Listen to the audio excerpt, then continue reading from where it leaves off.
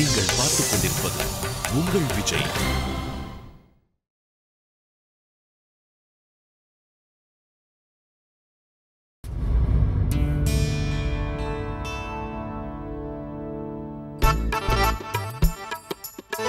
இன்னும் 15 நிமிஷம் மட்டும்தான். அதுக்கப்புறம் விரதமும் கிடையாது, ஒன்றும் கிடையாது. ஐயோ கடவுளே, மறுபடியும் இந்த மௌன விரதம் மட்டும் எனக்கு வரவே கூடாது. அது போதும். என்ன மீனாட்சி, ரொம்ப நேரமா அந்த கடிகாரத்தையே பார்த்துட்டு இருக்க? உங்க அம்மா வரேன்னு சொல்லிருக்காங்களா?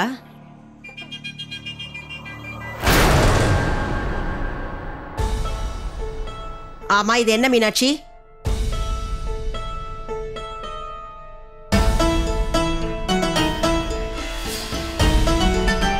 இது உன்னோட கொலுசுல இருந்து தானே விழுந்திருக்கு. பத்திரமா எடுத்து வை. தங்கம் வெள்ளி இதையெல்லாம் தொலைக்க கூடாது. இந்த மாதிரி தொலைஞ்சா ஏதாவது பிரச்சனை வரும். ஏன் இப்படி மௌனமா நிக்கிற? உனக்கு உடம்பு ஏதாவது சரியில்லையா என்ன? அத்தை,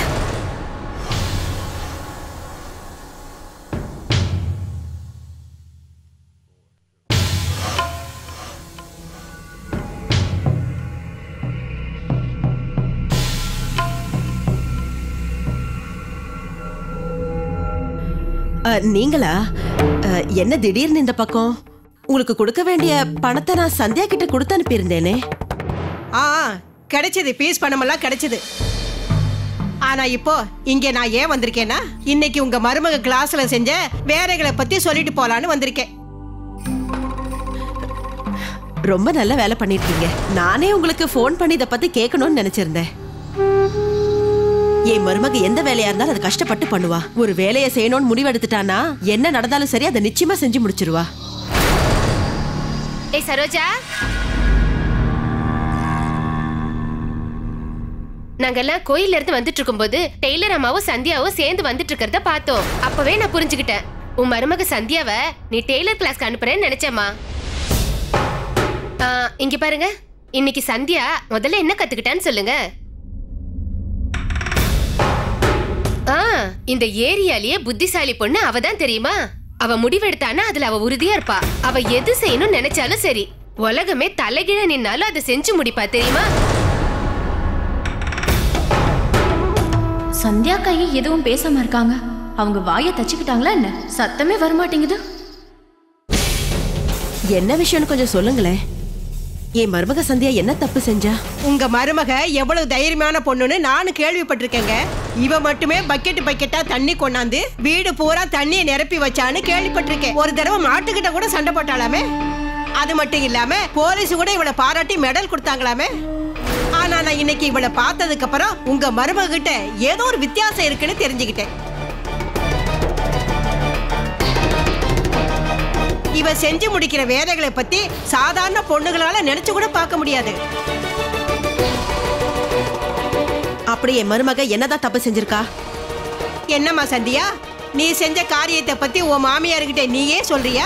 நான் சொல்றதை விட நீ சொன்னாதான் நல்லா இருக்கும். அத்தை, இது கொஞ்சம் பாருங்க. பாவம் தானே சந்தியாக்கா. தான் செஞ்ச தப்ப எப்படி உங்களால சொல்ல முடியும்? எங்க பாருங்க அத்தை, சந்தியாக்கா டெய்லர் கிளாஸ்ல முதல்ல கத்துக்கிட்ட விஷயம் நல்லா இருக்குல்ல? சந்தியாக்கா புடவையிலேயே பிளவுஸ் பிட்ட தச்சுக்கிட்டாங்க. யாராவது இப்படி ஒரு வேலையை செய்வாங்களா? பிளவுஸ் தேடுற சிரமம் இருக்காது, இப்படி தச்சு வச்சுக்கலாம்ல. சந்தியா அக்காவுக்கு டைலரிங் சொல்லி கொடுக்கறதுக்கு இவங்க இல்ல, அந்த பிரம்மரே இறங்கி வந்தாலும் இவங்களால கத்துக்க முடியாது. இப்போ உங்களுக்கு என்னத்த தோணுது? ஒருத்தவங்க முன்னாடி சாப்பாடை கொண்டு போய் வைக்கலாம், ஆனா அவங்க தானே அந்த சாப்பாடை எடுத்து சாப்பிடணும். ஊட்டி விடணும்னு சொன்னா கஷ்டம் இல்ல? இவ சொல்றது உண்மைதானே? இங்க எல்லா மருமகள்களும் ஒரே மாதிரி இருக்க முடியாது இல்ல. உன் மருமக ரொம்ப புத்திசாலி. டெய்லரிங் தெரியலன்னா என்ன விடு, என் மருமக கிட்ட வந்து கத்துக்க சொல்லு.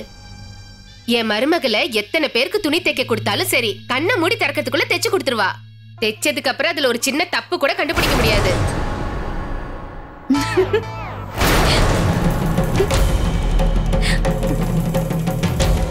இதுல இப்படி சிரிக்கிறதுக்கு என்ன இருக்கு மீனாட்சி? அம்மா வயித்துல இருந்து வரும்போதே எல்லாரும் எல்லாத்தையும் கத்துக்கிட்டு வரதில்ல. இங்க இருக்கிறவங்கள யாராவது ஒருத்தராவது பிறந்த உடனே எல்லா வேலையும் கத்துக்கிட்டு வந்தாங்கன்னு சொல்ல முடியுமா?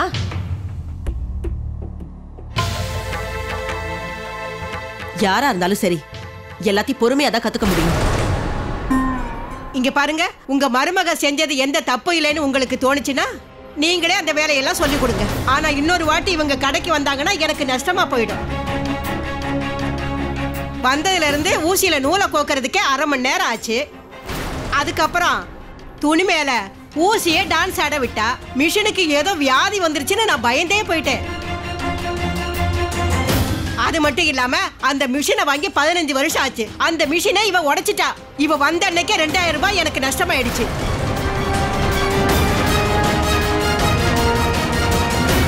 இத பாருங்க, உங்க மருமகளோட பலத்துக்கு உதாரணம் இது.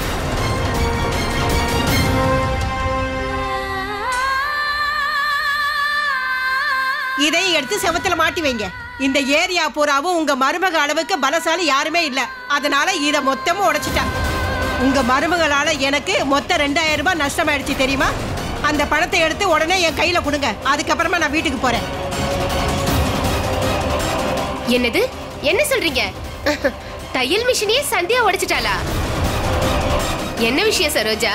மருமகளுக்காக லேக்கி ஏதாவது தயார் பண்ணி கொடுக்கறியா என்ன? அவளுக்கு எப்படி இவ்ளோ பலம் வந்தது?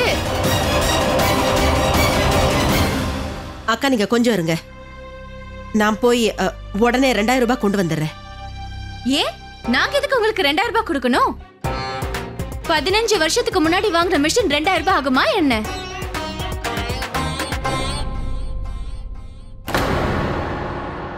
நான் இப்ப வந்துடுறேன். அடக்கடவுளே, என்ன நடக்குதுங்க? அத்தையே இப்படி மாறிட்டாங்க. சந்தியாக்காவோ ஒரு வார்த்தை கூட சொல்லாம உடனே பணம் எடுத்துட்டு வரதுக்கு கிளம்பிட்டாங்க. 2000 ரூபாய்.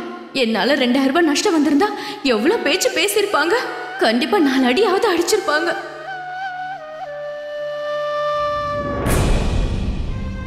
இந்தாங்க.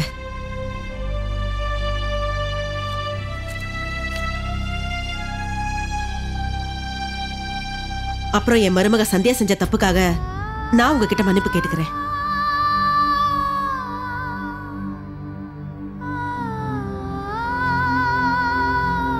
அக்கா, என் வீட்டு தையல் வேலை எல்லாத்தையும் நானே செஞ்சுக்கிறேன். ஏன்னா இன்னி வரைக்கும் என் கண்ணுக்கு எந்த பிரச்சனையும் வந்ததில்லை. ஆனா உங்க பேரன் ஸ்கூலுக்கு போவான்ல, அப்ப அவனுக்கு பாடத்துல ஏதாவது சந்தேகம் வந்துச்சுன்னா என் மருமக சந்தியா கிட்ட அவனை கத்துக்க அனுப்புவீங்க. ஏன்னா உங்க மருமக கண்ணை திறந்து வச்சிருந்தாலும் கண்ணை மூடி வச்சிருந்தாலும் சரி, அவளால படிப்பு சொல்லிக் கொடுக்க முடியாது. அப்புறம் இன்னொரு விஷயம், எல்லாரும் வீட்டுக்கு போய் அவங்கவுங்க வேலையை பாருங்க. கிளம்புங்க.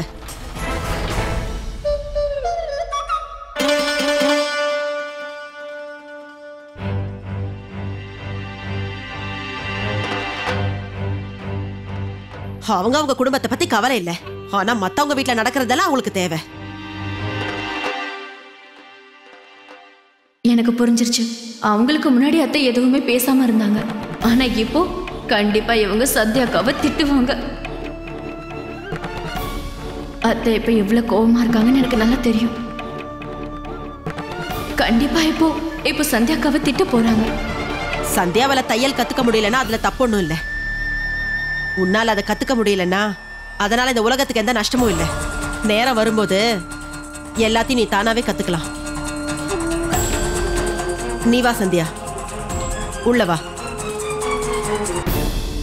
வாமா.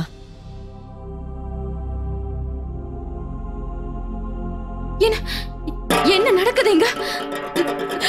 சந்தியாக்கா அத்தை மேல ஏதோ மந்திரம் போட்டிருக்காங்கன்னு நினைக்கிறேன். இல்லன்னா இவ்வளவு நடந்ததுக்கு அப்புறமும் எதுவுமே சொல்லல. இவ்வளவு பாசம் காட்டுறாங்க. ஏன்னா ஐயோ, நான் பேசிட்டேனே. நான் மௌன விரதம் தானே. நான் நல்லா மாட்டிக்கிட்டேன். தெரியாம பெரிய தப்பு பண்ணிட்டேன். சந்தியாக்கா வலைய விரதத்தை முடிக்க வேண்டியதா போச்சு. இப்ப அந்த அம்மா கொடுத்த மருந்து வேலை செய்யுமோ என்னவோ. நான் இப்ப என்ன பண்றது? எனக்கு ஆண் குழந்தையா பெண் குழந்தையா?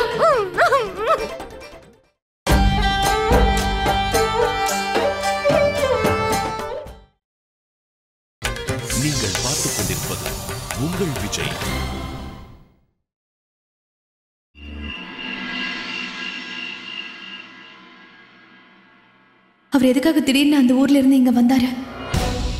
எதுக்காக அவர் இங்கிருந்து தனியா வந்திருக்கணும்?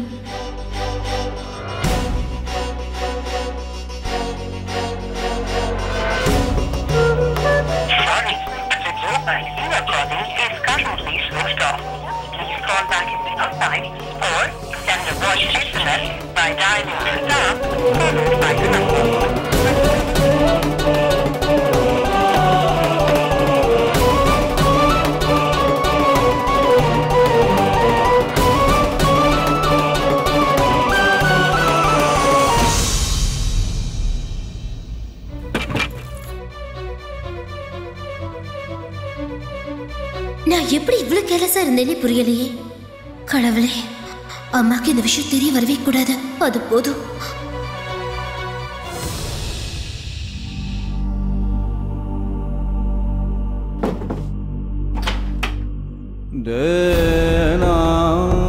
எனக்கு நீ கொடுக்க வேண்டியது உன் படிப்பு சம்பந்தப்பட்ட ஒரு பொருளை.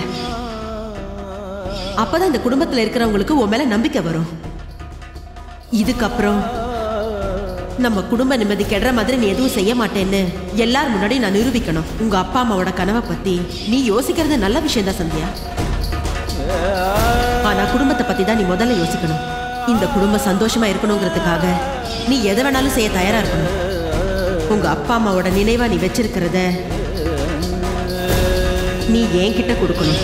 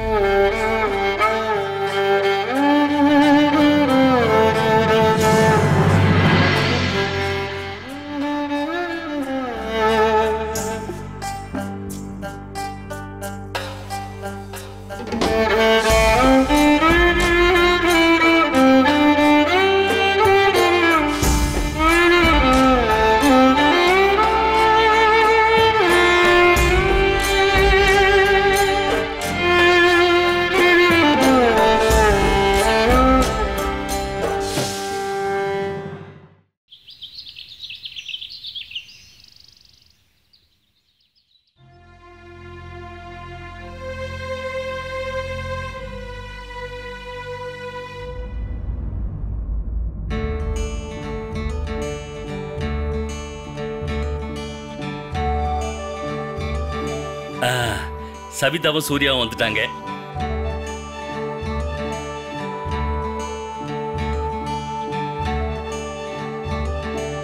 வாமா சவிதா, வந்துட்டியா? கொண்டு போன பொருள் எல்லாம் கவனமா கொண்டு வந்துட்டீங்கல்ல? அன்னைக்கு கூட உன் சர்டிபிகேட் எல்லாம் ஜெராக்ஸ் கடையில மறந்து வச்சிட்டல்ல? நேத்து பாவம் சந்தியா எவ்வளவு டென்ஷன் ஆயிட்டா தெரியுமா? இவளுக்கு ஆரத்தி தான் எடுக்கணும். எப்படியோ கடகடன்னு போய் உனக்காக அட்மிஷன் வாங்கிட்டு வந்துட்டா. உன்னை நம்பி நாங்க விஷயத்தை விட்டுருந்தோம்னா உனக்கு ஒரு வருஷம் வீணா போயிருக்கும். நல்லா இருப்பா சூர்யா. எல்லாம் நல்லபடியா நடந்தது இல்ல? பிரச்சனை ஒண்ணும் இல்லையே? இல்லப்பா, எல்லாம் ஒழுங்கா தான் போச்சு. கொஞ்சம் ஓய்வு எடுத்துக்க.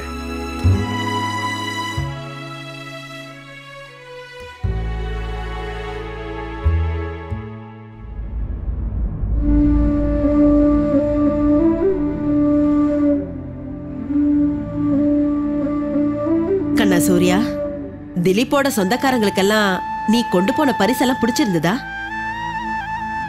எல்லாரும் என்னப்பா சொன்னாங்க? என்னாச்சு சூர்யா? பதில் சொல்லு. இல்லம்மா, உண்மையா ரொம்ப நல்லவங்கம்மா. அப்புறம் எங்க 2 பேரையும் ரொம்ப நல்லா கவனிச்சுக்கிட்டாங்க. கொடுத்த பரிசு கூட எல்லாருக்குமே பிடிச்சது. அப்புறம் ஏன் ஓ முகம் இப்படி வாடி போயிருக்கு?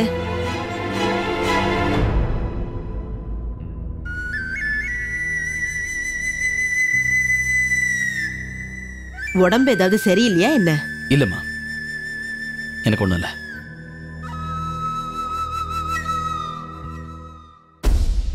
என்ன பாக்குற?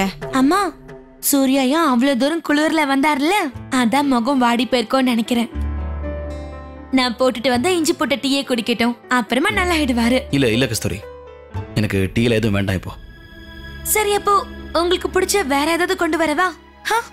இப்பவே கொண்டு வரேன். வேண்டாம் கஸ்தூரி, இன்னைக்கு என் புள்ள சூர்யா ஒருவாய் சாப்பாடு கூட சாப்பிட மாட்டான். இவன் இன்னைக்கு விரதம் இருக்கா. ஏன்னா இன்னைக்கு அம்மா புள்ள 2 பேரும் விரதம் இருக்கணும்ல.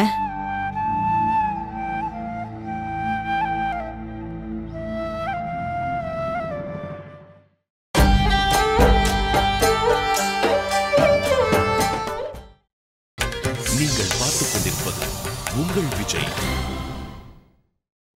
அண்ணா, நாள் பூரா எதுவும் சாப்பிடாம நீங்க இருக்கிறது வேற ஸ்வீட் கடை இல்ல, எப்படி உங்களால சாப்பிடாம இருக்க முடியும்?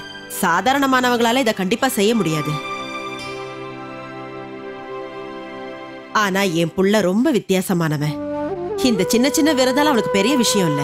இவன் கண்டிப்பா தன்னோட அம்மாவுக்காக எவ்வளவு பெரிய விரதம் வேணாலும் இருப்பான். எங்க 2 பேரோட உறவும் அப்படிப்பட்டது. நீங்க சொன்னது உண்மைதாமா. சூர்யா என் மாதிரி பையன் கிடைக்கிறதுக்கும் உங்களை மாதிரி ஒரு அம்மா கிடைக்கிறதுக்கும் ரொம்ப கொடுத்து வச்சிருக்கணும். அம்மா, நான் போய் குளிச்சுட்டு வந்துடுறேன். இன்னைக்கு பண்டிகை நாளில் கடையில் கூட்டம் ஜாஸ்தியா வரும். சரிப்பா சூர்யா.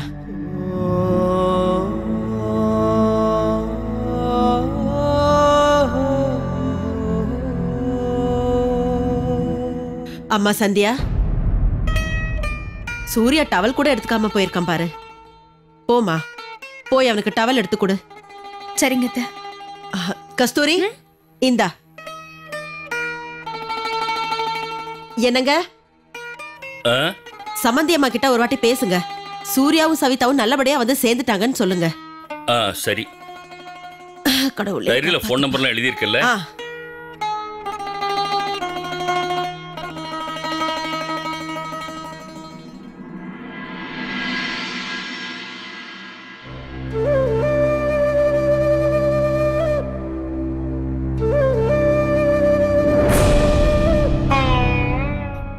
சவிதா, திடீர்னு எப்படி உனக்கு சகப்பு முடி வந்தது? இதுக்கு முன்னாடி நான் பார்த்ததே இல்லையே. இல்ல நீ அப்படிலாம் ஒண்ணும் இல்லையே. நிச்சயதார்த்தத்துல சில பேரு கலர்லாம் பூசி விளையாடுனாங்க. அந்த கலர் தலையில ஒட்டிருக்கும்னு நினைக்கிறேன். அப்படியா? அந்த நேரம் இவ்வளவு நாள் இருக்குமா?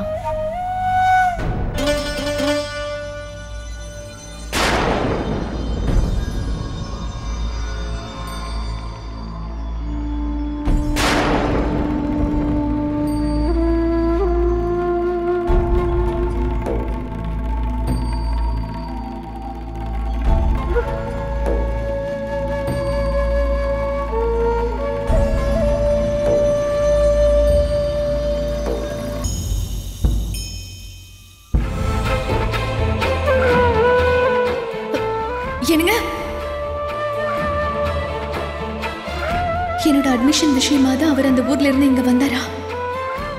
எல்லார்கிட்டையும் போய் சொல்லி யார் சொன்ன பேச்சையும் கேட்காம எப்படியாவது எனக்கு அட்மிஷன் வாங்கணுங்கிறதுக்காக தான் இவர் இங்க வந்திருக்காரா?